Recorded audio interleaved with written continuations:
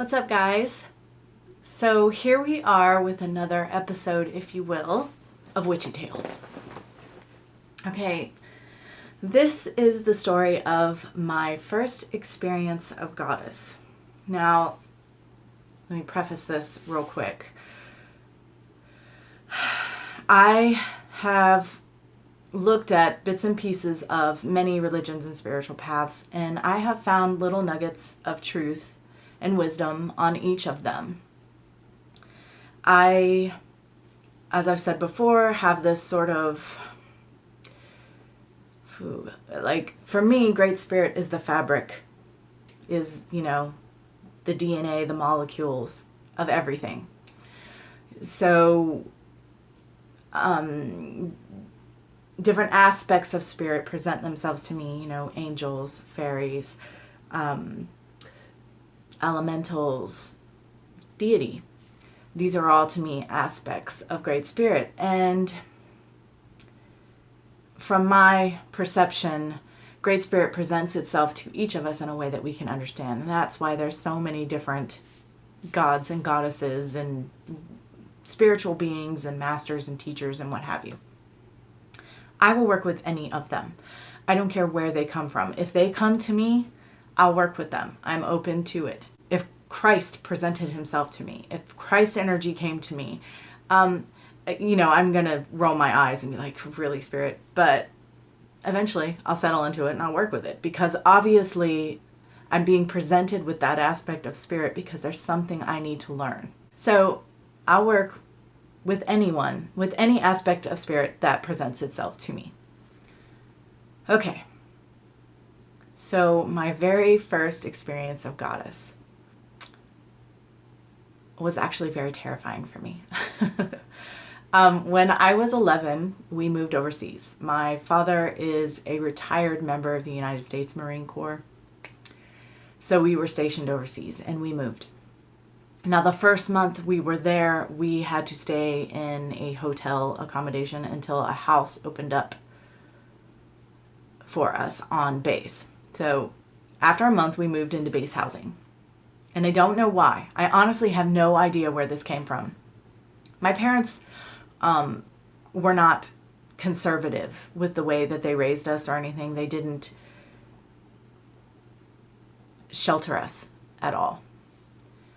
So I was exposed to many things. I mean, when Nightmare on Elm Street came out, I think I was 7 or 8. I don't know. I watched it with my family. Like, whatever. I was allowed to do whatever. So I was exposed to many, many things. I don't remember any specific exposure to aliens, except like E.T. and Close Encounters, that kind of thing. But, I did see Alien. But no, in my mind, they were little grays. And I don't know where I got that from, unless maybe it was Unsolved Mysteries. If I was watching that at that time, I don't remember. Whatever. I had this huge, irrational fear of aliens. They were coming to get me. I had never had it before, but as soon as we moved into that house and I'm laying in my bed at night, each night, I am absolutely, terror is the word for it. Terrified that I'm going to be abducted by aliens. I don't know if I did this every night. I just remember this particular night.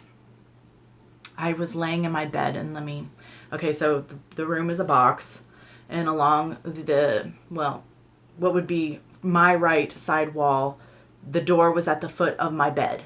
And then the back wall behind me, there may have been a dresser, I don't remember. The left wall, the wall to my left, there was mostly windows. And then the wall directly across from me was built-ins. There was a closet, there was built-in cabinetry above the closet, and there was a built-in cabinetry and a built-in dresser beside the closet. And then back toward the door. And the door is open. There's light shining in from the hallway, and I'm laying there in my room, positively,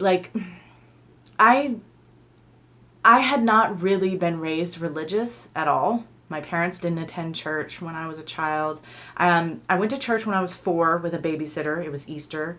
I remember coloring Easter pictures. Like, that's all that I experienced at that. I went a couple times with a friend in grade school. Did not enjoy it. I lived with my grandmother for a summer when I was 8, and I went to church with her like 4 times during that summer. Again, didn't enjoy it, didn't understand it, it did not resonate, it didn't make any sense, I didn't know what was going on.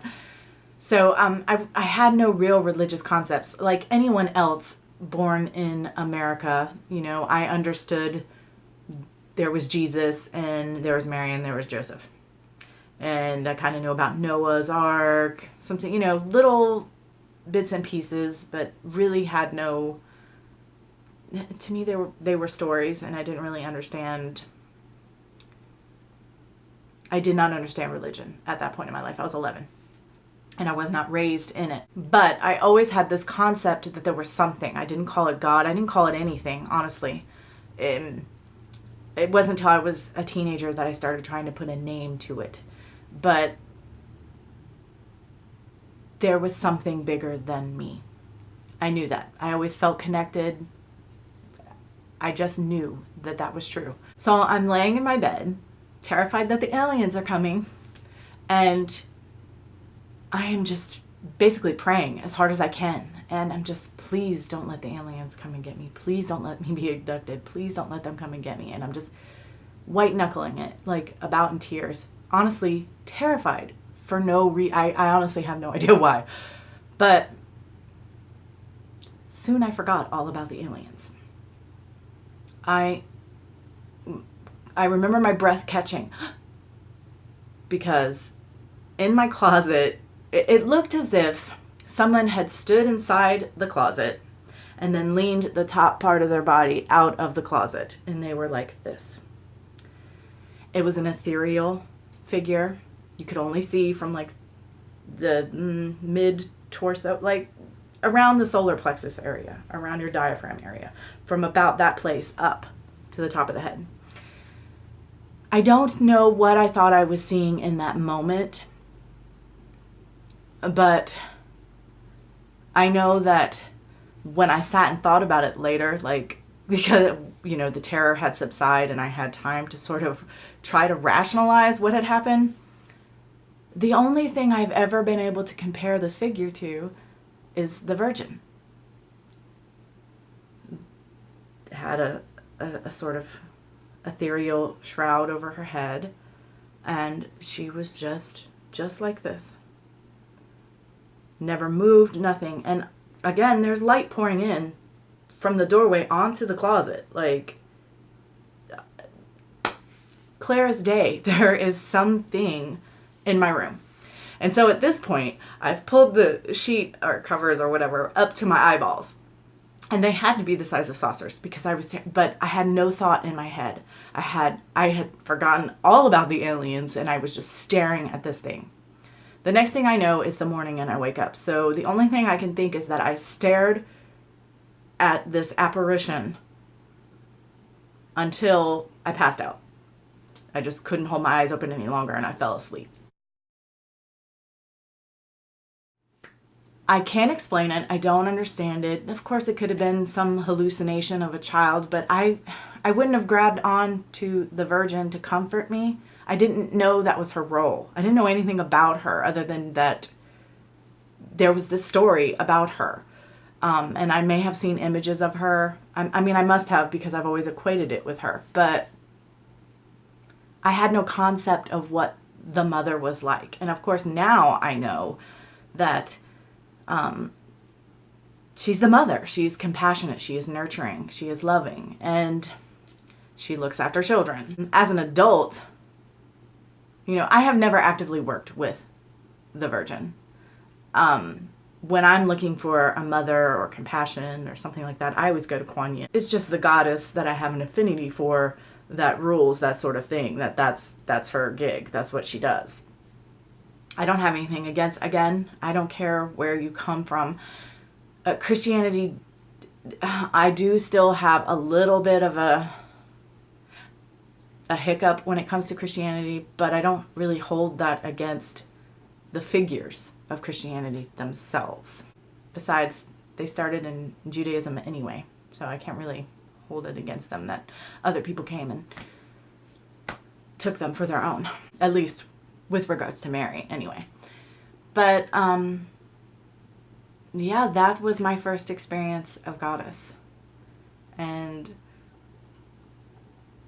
I now have this sort of reverence and respect for Mary, but you know, at the time, it just scared the shit out of me. I didn't know what was going on. Sorry if I'm not the greatest storyteller, but I try.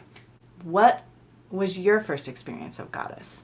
I'd love to hear. Thanks for listening, and until next time, much love and gratitude.